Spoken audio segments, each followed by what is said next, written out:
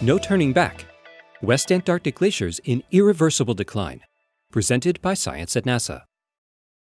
Over the years, as temperatures around the world have ratcheted upward, climate change researchers have kept a wary eye on one place perhaps more than any other, the West Antarctic Ice Sheet, and particularly the fastest melting part of it, the glaciers that flow into the Amundsen Sea.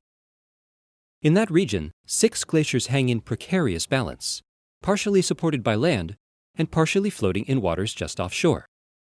There's enough water frozen in the ice sheet that feeds these icy giants to raise global sea levels by 4 feet, if they were to melt. That's troubling because the glaciers are melting. Moreover, a new study finds that their decline appears to be irreversible. We've passed the point of no return, says Eric Renaud, a glaciologist working jointly at NASA's Jet Propulsion Laboratory and the University of California, Irvine. Renaud and colleagues have used 19 years of satellite radar data to map the fast-melting glaciers. In their paper, which has been accepted for publication in geophysical research letters, they conclude that this sector of West Antarctica is undergoing a marine ice sheet instability that will significantly contribute to sea level rise in the centuries ahead. A key concept in the Renaud study is the grounding line, the dividing line between land and water underneath the glacier. Because virtually all melting occurs where the glacier's undersides touch the ocean, pinpointing the grounding line is crucial for estimating melt rates. The problem is, grounding lines are buried under thousands of feet of glacial ice. It's challenging for a human observer to figure out where they are, Renaud explains. There's nothing obvious that sticks out on the surface to say, this is where the glacier goes afloat.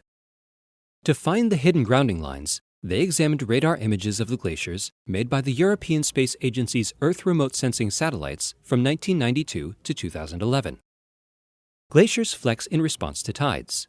By analyzing the flexing motions, they were able to trace the grounding lines. This led to a key discovery. In all the glaciers they studied, grounding lines were rapidly retreating away from the sea. In this sector, we are seeing retreat rates that we don't see anywhere else on Earth, Renaud says. Smith Glacier's line moved the fastest, retreating 22 miles upstream. The other lines retreated from 6 to 19 miles. As the glaciers melt and lose weight, they float off the land where they used to sit. Water gets underneath the glacier and pushes the grounding line inland. This, in turn, reduces friction between the glacier and its bed. The glacier speeds up, stretches out, and thins, which drives the grounding line to retreat farther inland.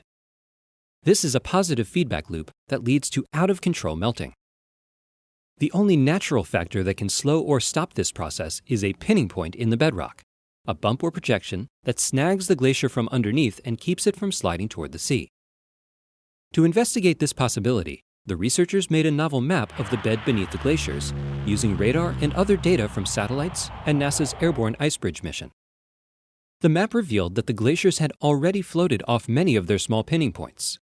In short, there seems to be no turning back. At current melt rates, concludes Renaud, these glaciers will be history within a few hundred years. For more news about climate change and other hot topics, stay tuned to science.nasa.gov.